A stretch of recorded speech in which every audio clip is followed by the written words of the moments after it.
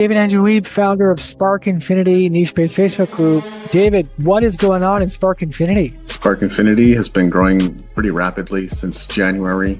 We started with literally 4 or 5 members, now to well over 1,400 people, serving creatives and creators, poets, artists, visual artists, musicians, actors, actresses. What should members of Spark Infinity be prepared for? What are the live shows about? We like to interview people and get a sense of who they are, the kind of things they do, highlight them, and especially their amazingness, their personality, their superpowers, whatever makes them great. That's what we like to highlight in those conversations. So how could members of Spark Infinity also benefit from Bump Global? For one thing, there are so many amazing heart-centered founders of various niche-based Facebook groups that if you wanted to be interviewed, you could just put yourself in the middle of the storm and find all kinds of groups to be featured in and interviewed in all day long. And the other thing is, if they have the desire and the work ethic to build their own niche-based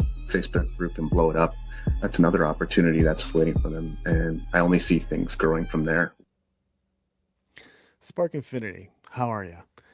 As you know, I usually try to summon my greatest sense of enthusiasm whenever I come on these live streams. And don't worry, I am feeling good. But what I'm about to express, it should be said is coming from an authentic place and in the interest of being more authentic and expressed. Because at the end of the day, keeping things bottled up doesn't work. And things need to find their expression. Of course, we need to be mindful of where we're expressing them, of course, as well. But sometimes things that need to be said just need to be said. So here's the situation that made me pretty angry for a hot minute there, a little bit earlier. Not been angry all day. I felt that emotion and felt it for as much long as I could, or as much as I could. And it was done. I released it. I detached. I let go. I'm not angry right now. But lack of consideration. This bothers me. I think I've said before that poor communication is one of my pet peeves.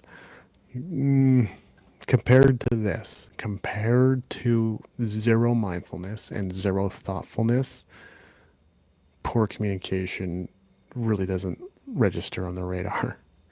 And the situation is this. My car's blocked in. And our lovely neighbors over here have decided, for whatever reason, without really being aware, clearly not mindful of the situation, I'm moving out this week. And guess what? I've got until the 30th. I have helpers coming. I have cleaners coming. As you can guess, the next couple of days are kind of important. I'm not stressed out about this move. It's going to work out.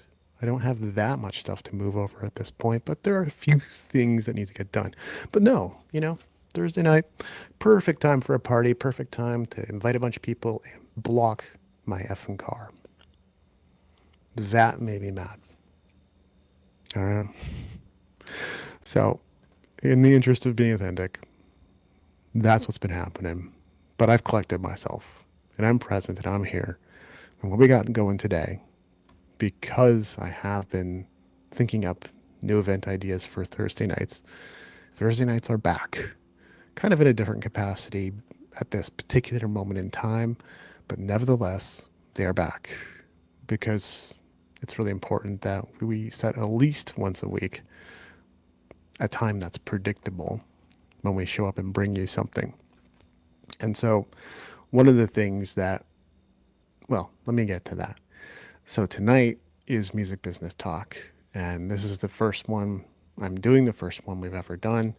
If it goes well, if people enjoy it, we'll do more of them. That's the idea. And I think because of my recent interview with Scott Kirby and his friend Eric Rodriguez, I'm pretty sure it's Rodriguez. So Eric and Scott, and thanks for being on the show, by the way, that was great. We definitely had a lot of talk about the current music industry and really some of the challenges that are facing artists. Like, very much the industry as we know it today would not exist without many of the celebrity artists and maybe even some artists who are not celebrities.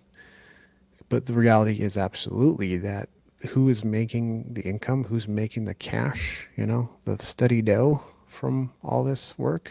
Well, labels tend to take anywhere from 80 to 99%. And they're not exactly known for doing things. I think they do some things on the promotion side and they do some things on the law side. But bottom line is, in many ways, labels aren't doing anything that would necessarily justify all of that profit flowing to them. It would almost make sense if it was just flipped around. If artists got 80, 90% of the income and labels got 10 to 20%. That would almost make more sense based on the difference artists have made. Now, we have to give labels credit to the effect that they know what's going to be marketable. And yet, in some ways, it doesn't exactly take a rocket scientist to figure that out, right? We know that sex sells, and they've used that. They know that horror or like bizarre things sell. Well, Marilyn Manson, Lady Gaga, they've used that. They know that good-looking people can kind of help sell different aspects of culture and clothing and apparel and various aspects of image. So they've utilized and exploited virtually every known tactic that doesn't exactly require a rocket scientist to figure out. That's the industry. Those are some of the realities. There are good things happening in the industry too. At least I believe that. But there are a lot of things that would make most people go, I didn't know it was that scary. And it really kind of can be when you look deeper into it. But that's the industry. That's not the music business. And so this is really the biggest distinction that I want to talk about tonight. This is almost like setting the stage. Now, I still want to invite people on, or at least give people the option of joining the live stream. So let me put that in the links. And if you have any questions about the music business, if you just like to have a back and forth conversation about the music business, you're more than welcome to join. Okay, join the live stream now to ask questions about the music biz or be a part of the conversation. There's the link, so let me post that first and foremost to YouTube. I am going to post that to Facebook as well. Give me a moment to do that. And I'll probably put the link in the ticker tape too. It's so good that I'm thinking about this stuff in advance, isn't it? No, I mean, this is how live streams go. So yeah, here we go. Post it in Facebook. Done deal. And let me just grab that link now and put it in the ticker tape as well. Ticker tape. Here we go. Join the stream to share your thoughts now. There we go. This will probably be a shorter stream, just given if there's no one participating in the discussion. We'll see. The other factor being, and you know what, I actually do feel better now, but earlier I was feeling so tired that, well, I should preface this. I'm actually feeling great today. I'm feeling a lot better than I was earlier in the week because I was a little bit under the weather. All good now. But because of being under the weather, I lost a bunch of sleep one night. Without giving you a lot of details, I kept the bathroom close. So, but I'm feeling much better now. I'm feeling much better at this point, which is great. But yeah, because of the sleep, my mind just wasn't working as well as I usually expected to. It could also be that I haven't been eating quite enough today. I'm correcting that as I go. But I'm feeling better now. I'm feeling sharper now. So everything's good. So let's get into this topic of the music business. And again, you can join this stream. The link is in the ticker tape. It should be in the chats as well on YouTube and Facebook. And if you want to come on and ask some questions or just participate in the discussion, as usual, more than happy to have you, because Spark Infinity is a place where we spotlight and highlight others and creating those types of opportunities. And this is just another one of those opportunities. So I described the music industry earlier, and we need to contrast that a bit with what we're terming or defining as the music business. And even I was not aware of this distinction at different points. I would not have thought it significant, but it kind of is. The music business is individual. It's mostly built around individuals. Now it can encompass some companies or organizations, but we're largely referring to the independent sector. People who are choosing to be part of music in some capacity, certainly artists and like independent artists, because they want to be. And the music business is where the opportunity is for most independents. In other words, partnering with labels or affiliating with labels or getting signed by a label or trying to work some kind of deal with distributors or some of these bigger companies, organizations, is next to impossible. It's difficult. It happens. It's not that it doesn't happen. People think stuff like Chance the Rapper just happened because he's just so good. That's not it. Macklemore, Ron Lewis, same thing. That's not it. They may not have had a label, but they had label support. Okay. And those types of deals sometimes could happen, but I would say they're pretty much as rare as getting signed to the label, which is already rare, because they're looking for a certain type of individual who can perform a certain type of task and maintain a certain type of image that they're supposed to fit into. It's not like they're selecting people and going, you be you and go out and enjoy yourself. Predominantly, that's not what's happening. They're taking individuals, putting them into a role that they can play, like an actor or actress, and getting them to do what they want them to do because they know it's marketable or they know it's sellable. So that's predominantly what's happening in the industry. In music business, there's an opportunity to act with agency. It's not about having someone tell you what to do like a boss, right? If you get a label, if you sign a deal, you have a boss. You have an obligation. You have a contract. Here's what we want you to do. And in many cases, it's a short-term contract, and there's no guarantees that it's going to be renewed. There are no guarantees that it's going to pay out or succeed in many cases. Nowadays, they don't sign acts unless they see potential for success, but there's still no guarantees given all the other factors. So in the music business, people do and can act with agency. They are their own bosses. They set their own hours. They decide what to do. They decide who to partner with. It makes sense. If you're a musician and you want to play gigs, this is my experience. Maybe yours is different. But people generally go out and go to open mics, or they look at the entertainment magazines, or they look at online forums to figure out who's playing where. And then they kind of like narrow down the list. Like they'll make a list of all the places and they're like, well, we're an artist or a band that's just getting started. I think we're not immediately going to play at these casinos, going to be able to, unless they see things like singer-songwriter circles happening in casinos, in which case they might go, maybe I could find a way to participate in that if I'm a singer-songwriter, for example. So you just kind of, by process of elimination, and I would really advise most artists kind of do their homework too and legwork too, and go out there and actually check out the venue and shake some hands, say hi. Who do I talk to if I'd like to book a show here? What kind of artists play here? What sort of artists or what sort of acts seem to work best in this venue? Go out there, shake some hands, do the legwork, and figure out what's what. This is a far quicker and surer way, most of the time, of getting a gig.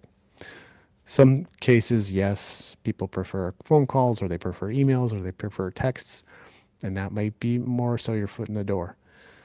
But knowing the scene is sort of like the beginning for most independent artists acting with agency. That's been my experience of for myself, and as well as people that I've worked with. Independent artists can work with other independent artists. You could become the opening act for another band that is currently touring. You could work on an album together, like maybe create a new project. You can collaborate or work together to find a sponsor. So different opportunities exist when you're willing to look for them and being mindful of them. Artists do tend to work independently a lot of the time, but that's not the reason they should be or are called independent artists, right? So working independently is actually going to, in most cases, will hinder your growth. It's going to stop you from getting to where you want to go. Now, you have to be mindful of your goals too. Do you want to tour the world? Do you want to make a good income? And sometimes those two things are not even correlated. Do you just want to write songs and play a few shows and enjoy yourself, or play a few open mics and just have fun? So those type of things are going to dictate your actions and who you connect with and the actions you take. But it's important to be mindful that when you are the agent, you are acting with agency. You have to choose what it is you're going to want to work towards, and the steps you must take to get there. Nothing really happens on a hope and a prayer. Now, it's not that I don't believe good things can happen just by meditating or praying, but it has to be coming from the right mindset, or else it's not going to be effective.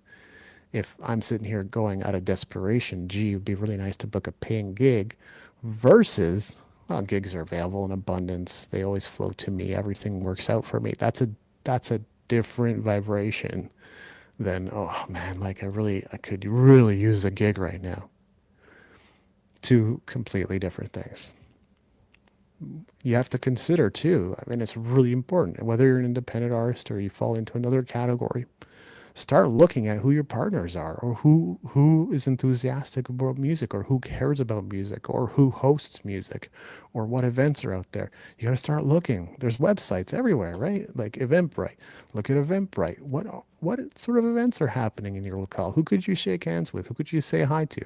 Outdoor music festival. Maybe that's an opportunity, right?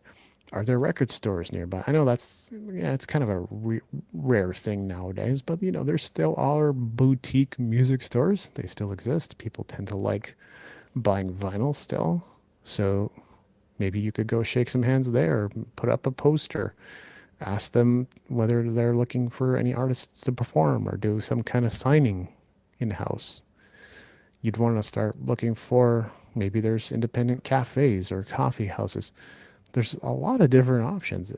Maybe music stores. I used to work at music stores, and weirdly enough, some of them hosted almost spontaneous concerts in spaces where you'd not expect them to happen, that were actually pretty highly trafficked. We played a Canada Day gig one time in front of a Music Centre Canada in the middle of Airdrie, Alberta. Those kinds of things can and do happen. So creating connections with music stores, and it works the same way too. Like music stores they want to sell lessons, or they want to sell instruments, they should make connections with musicians.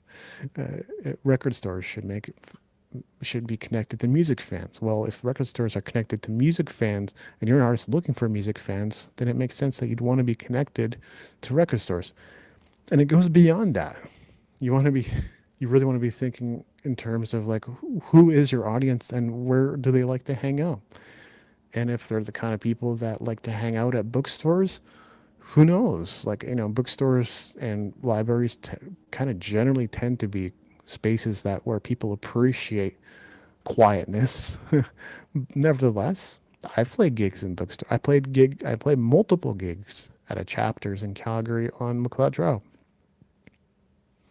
These types of opportunities exist, I'm not necessarily saying that Chapters was like the ideal venue, but the point is I tried it.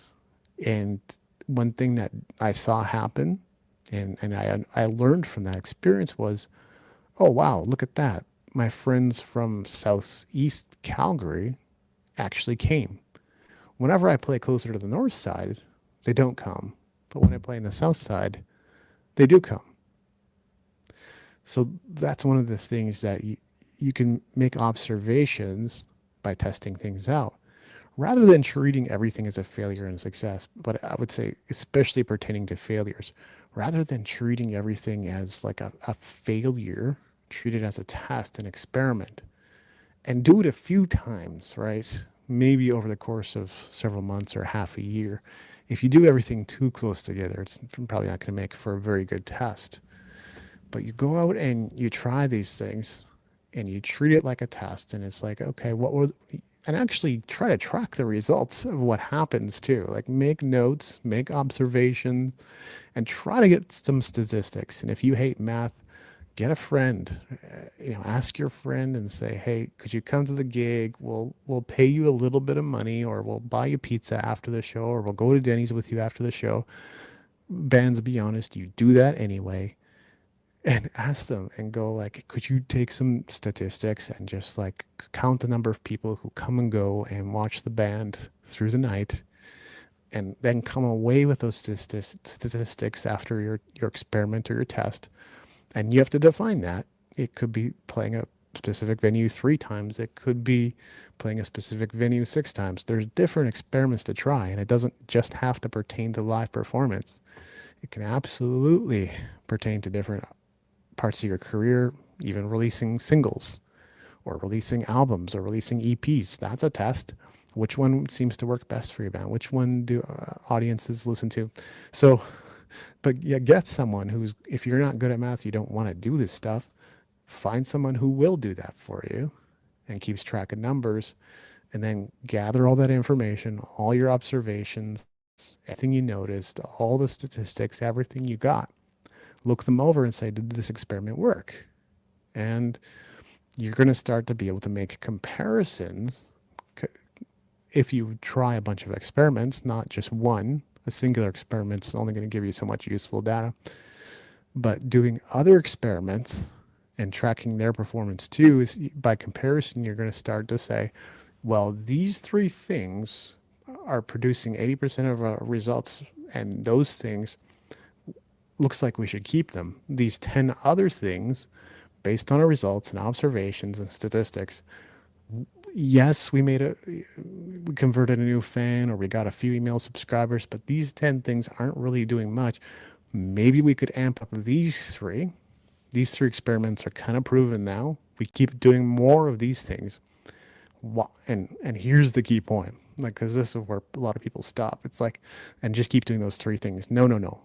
Keep doing those 3 things and add another experiment, or add another 2 experiments to see if there's other things you're missing, you haven't tried, that could lead to even more amazing and incredible results.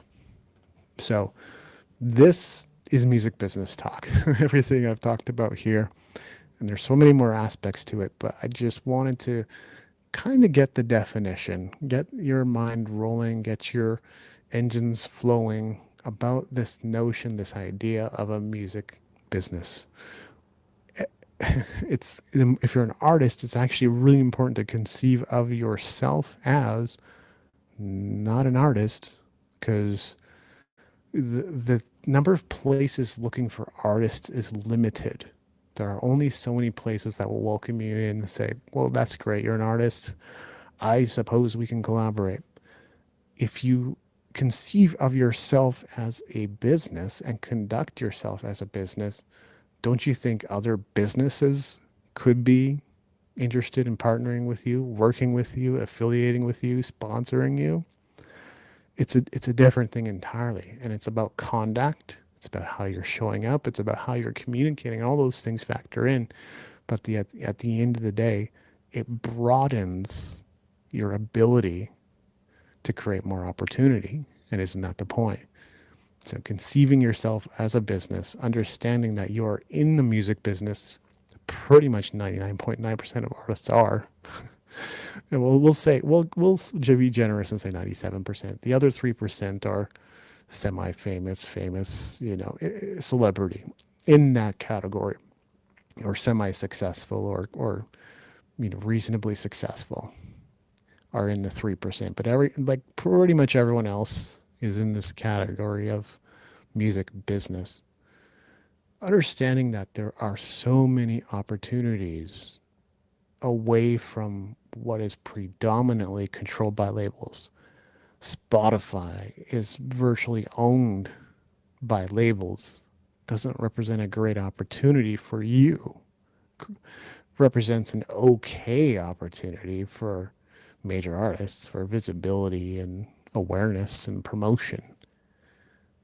So understanding that your best opportunities, well, you're going to sit here all day and tell people to stream your thing on Spotify. I mean, go ahead and do that if you want to.